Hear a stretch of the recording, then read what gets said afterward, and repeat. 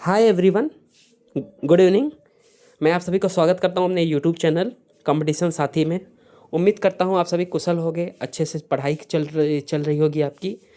आज से मैंने आपके लिए एक सीरीज़ शुरू किया है 10 का दम, और मैं आपको वादा करता हूं ये जो 10 का दम का सीरीज़ है वो आपके लिए काफ़ी बेनिफिशियल होगा। प्लीज़ इन क्वेश्चनों को इग्नोर ना करें, वो आपके लिए काफ़ी अच्छे साबित होंगे। तो चलिए शुरू करते हैं अपने क्वेश्चन की सीरीज़ को। तो मेरा पहला क्वेश्चन है कि 1857 की क्रांति में उत्तर प्रदेश के किस शहर को विद्रोह का केंद्र माना जाता है।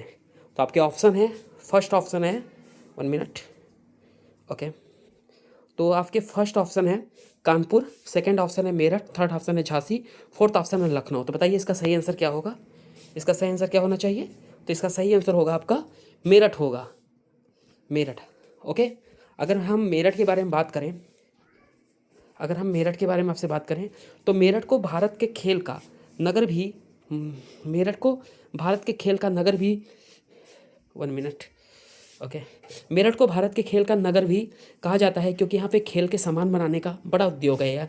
यानी कि यहाँ पे जो भी खेल के सामान मिलते हैं, चाहे क्रिकेट से संबंधित हो, चाहे बास्केटबॉल से संबंधित हो, या फिर किसी भी गेम से संबंधित हो, तो सभी खेल के सामान जो होते हैं वो हमें मेरठ में देखने को मिलते हैं। अगर 1857 की क्रांति की बात करें तो 1857 की क्रांति की शुरुआत जो हुई है, जिसे जो शुरुआती मेरठ से ही मानी जाती है। और भारतीय विद्रोह में 1857 में मेरठ की महत्वपूर्ण भूमिका थी। तो ये बहुत इंपॉर्टेंट टर्म है कि 1857 की क्रांति में मेरठ का एक महत्वपूर्ण रोल था। और मेरठ को, सेकंड पॉइंट है कि मेरठ को भारत का खेल का नगर भी कहा जाता है। तो इसका सही जवाब क्या होना चाहिए, इसका सही जवाब क्या होगा। तो इसका सही जवाब हो जाएगा मेरठ। चलिए मैं नेक्स्ट क्वेश्चन में चलता हूँ। तो आपका नेक्स्ट क्वेश्चन है कि उत्तर प्रदेश में स्थित दुधवा राष्ट्रीय उद्यान किस जनपद में स्थित है। आपके ऑप्शन है पीलीभीत, लखीमपुर खीरी, बहराइच और श्रावस्ती। तो बताइए इसका सही जवाब क्या होगा, बताइए बताइए, आपके पास 5 सेकंड है। हाँ, तो आपका सही जवाब होना चाहिए, होगा लखीमपुर खीरी, ठीक है। अगर लखीमपुर खीरी दुधवा राष्ट्रीय उद्यान की बात करें तो उत्तर प्रदेश में एकमात्र राष्ट्रीय उद्यान है, एकमात्र राष्ट्रीय उद्यान है जो कि ये दुधवा राष्ट्रीय उद्यान ही है। अगर दुधवा राष्ट्रीय उद्यान की बात करें तो दुधवा राष्ट्रीय उद्यान का जो गठन हुआ है वो 1977 में हुआ है, और उत्तर प्रदेश में एकमात्र है वो जो कि दुधवा राष्ट्रीय उद्यान पे हमें देखने को मिलता है। तो इसका सही जवाब क्या है, लखीमपुर खीरी। अगर दुधवा राष्ट्रीय उद्यान के बारे में आपको बताऊं तो दुधवा राष्ट्रीय उद्यान उत्तर प्रदेश के लखीमपुर खीरी जिले में स्थित है, जो कि मैंने आपको पहले बताया। और मैंने ये भी बताया कि इसकी स्थापना 1977 में हुई थी। और ये क्यों फेमस है, क्योंकि यह फेमस है बारहसिंगा के लिए, बाघ संरक्षण के लिए प्रसिद्ध है, तथा यह तराई क्षेत्र के प्रमुख राष्ट्रीय उद्यानों में गिना जाता है। यहाँ पर एक टर्म आ रहा है आपके लिए जो कि मैं आपको बताना चाहूँगा, तराई क्षेत्र। क्या होता है तराई क्षेत्र। तराई क्षेत्र ऐसे क्षेत्र को बोला जाता है जहाँ पर जो भी नदियाँ होती हैं, नदियों का पानी होता है वो दिखना बंद हो जाए, यानी विलुप्त हो जाती हैं, तो ऐसे क्षेत्र को कहते हैं तराई क्षेत्र। और भावर क्षेत्र कैसे क्षेत्र को बोला जाता है, भावर क्षेत्र ऐसे क्षेत्र होता है कि जो भी विलुप्त नदियाँ होती हैं वो दिखने लगती हैं, ओके। तो इसका सही जवाब क्या होगा, इसका सही जवाब हो जाएगा लखीमपुर खीरी, ओके। तो नेक्स्ट क्वेश्चन में चलता हूँ मैं। तो नेक्स्ट क्वेश्चन है आपका कि इलाहाबाद उच्च न्यायालय की स्थापना किस वर्ष की गई थी। आपके ऑप्शन हैं 1857, 1866, 1885, 1950। आपके पास 5 सेकेंड है, बताइए इसका सही जवाब क्या होगा, बताइए। तो इसका मैं सही जवाब बताता हूँ।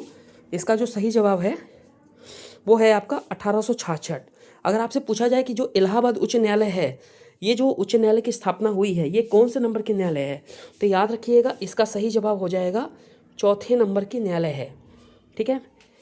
ये ध्यान रखिएगा। अगर पूछा जाए कि पहले नंबर, दूसरे नंबर, तीसरे नंबर का न्यायालय कौन सा है, अगर आपसे ये पूछा जाए कि पहले नंबर, दूसरे नंबर, तीसरे नंबर, तो पहले नंबर का आप याद रखिएगा बॉम्बे है, बॉम्बे है।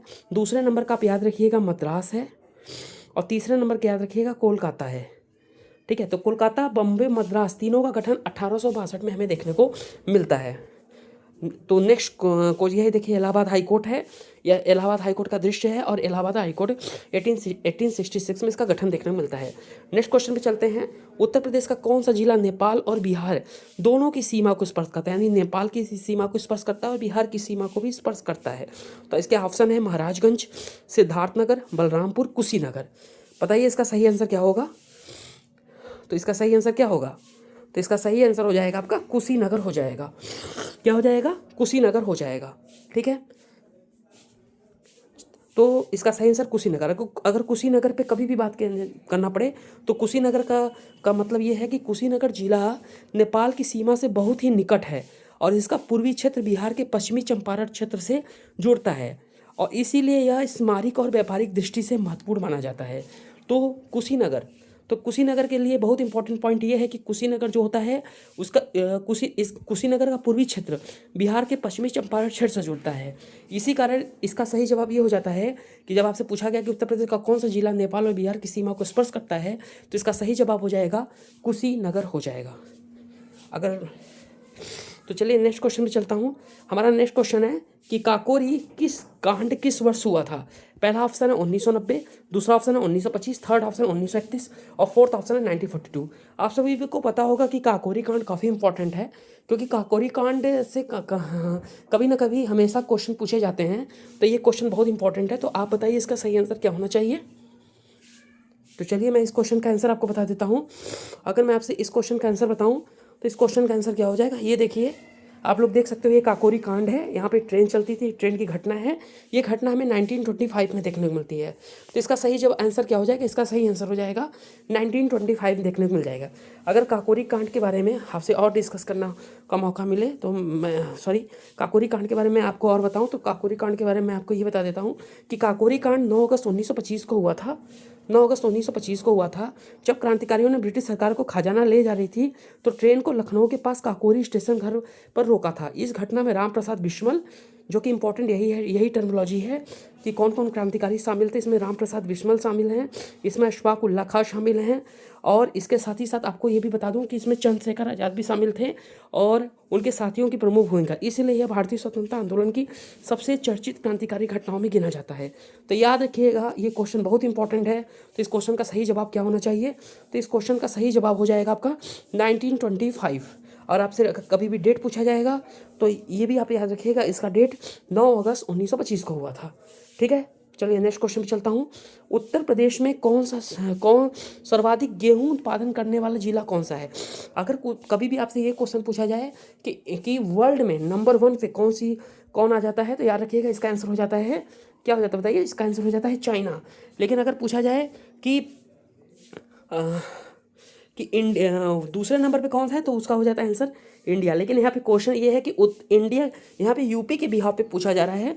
तो आपके सामने ऑप्शन है, इसके ऑप्शन क्या क्या हैं, मेरठ है, हरदोई है, सीतापुर है, बरेली है। बताइए इसका सही आंसर क्या होगा। तो इसका सही आंसर हो जाएगा हरदोई। क्या हो जाएगा, हरदोई हो जाएगा।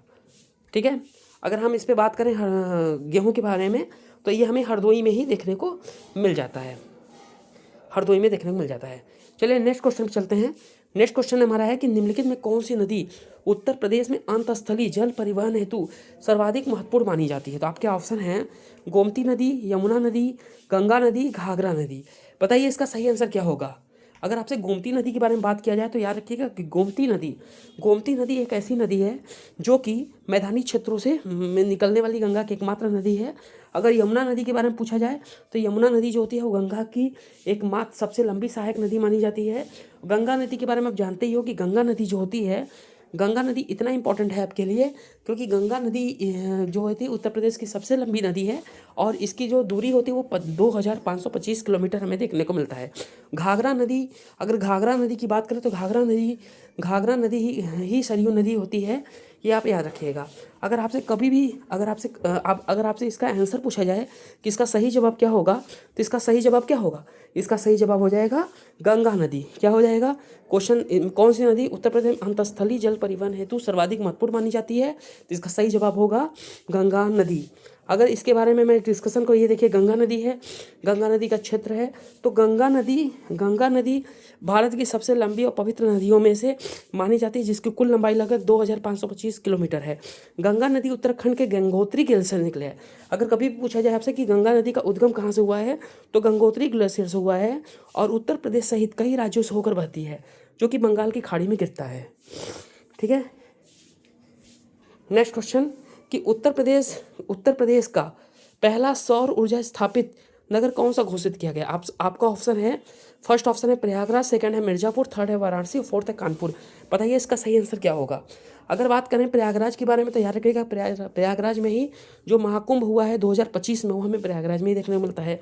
अगर बात करें वाराणसी में, तो वाराणसी में जो हमारे प्रधानमंत्री और आपके प्रधानमंत्री हैं, हमारे देश के प्रधानमंत्री श्री नरेंद्र मोदी जी सर हैं, उनकी जो सदस्य, वो जो सांसद हैं, वो वाराणसी से ही हैं।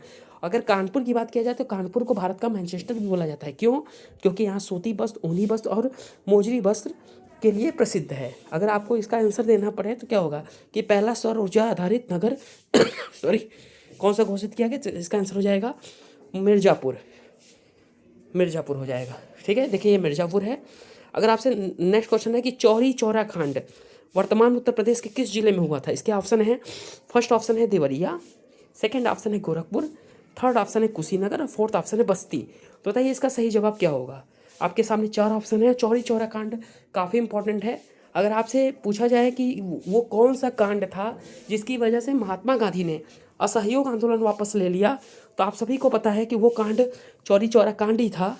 चौरी चौरा कांड क्या होता है आप सभी को पता होगा। चौरी चौरा कांड एक ऐसी घटना थी जिस घटना पे क्रांतिकारियों ने आवेश में आकर के पुलिस चौकी अंग्रेजों का जला दिए थे, और उन्हीं के जलाने के आक्रोश के कारण महात्मा गांधी जो हिंसा के विरुद्ध थे, जिसके कारण उन्होंने असहयोग आंदोलन को वापस ले लिया था, जिससे काफ़ी देश को काफ़ी दिक्कतों का सामना भी करना पड़ा था। तो इसका सही जवाब क्या होगा? तो बताइए इसका सही जवाब क्या होगा? तो इसका सही जवाब है गोरखपुर। क्या है इसका सही जवाब? क्या है इसका सही जवाब? है गोरखपुर। याद रखिएगा, चौरी चौरा कांड का इसका सही जवाब क्या हो जाएगा? तो इसका सही जवाब हो जाएगा गोरखपुर। ओके, नेक्स्ट क्वेश्चन पे चलते हैं। उत्तर प्रदेश में किस नगर को भारत का मैनचेस्टर कहा जाता है? अभी मैंने आपको बताया है, लेकिन फिर से मैं आपसे पूछना चाहूँगा। तो पहला ऑप्शन है नोएडा, दूसरा है कानपुर, तीसरा है आगरा, चौथा है गाजियाबाद। बताइए इसका सही आंसर क्या होगा? आपके सामने 4 ऑप्शन है, क्या होना चाहिए? तो इसका सही आंसर हो जाएगा कानपुर, जिसे उत्तर प्रदेश, जिसे भारत का मैनचेस्टर भी कहा जाता है, क्योंकि यह सूती वस्त्र, ऊनी वस्त्र और मोजरी वस्त्र के लिए प्रसिद्ध है। ओके, तो इसके बारे में अगर डिस्कशन करना पड़े, देखिए कानपुर शहर है, तो कानपुर को पूर्व का मैनचेस्टर भी कहा जाता है, क्योंकि यह चमड़ा और वस्त्र उद्योग के लिए एक बड़ा केंद्र है। आईआईटी कानपुर भारत के प्रमुख तकनीकी संस्थानों में से एक है, जिसकी स्थापना 1959 में हुई थी। तो ये रहे आज के 10 के दम के 10 सीरीज़। उम्मीद करता हूँ कि आपको काफ़ी पसंद आए होंगे। अभी मैं यूट्यूब पे न्यू हूँ, तो मुझे आपके सपोर्ट की काफ़ी ज़रूरत है। आपका सपोर्ट ही मुझे यूट्यूब पे वीडियो डालने के लिए काफ़ी मोटिवेट करेगा। उम्मीद करता हूँ आपको ऐसे वीडियो अच्छे आते रहेंगे। प्लीज़ आप लाइक शेयर सब्सक्राइब करते रहिएगा। मैं आपको ऐसे ही अच्छे वीडियो डालता रहूँगा। और विश्वास मानिए, अगर आप मेरे कंटेंट को बस आप 1 मंथ भी फॉलो कर लेंगे तो आपको काफ़ी अच्छी सीरीज़ मिलेंगे और आपको निराशा नहीं होगी। Thank you so much.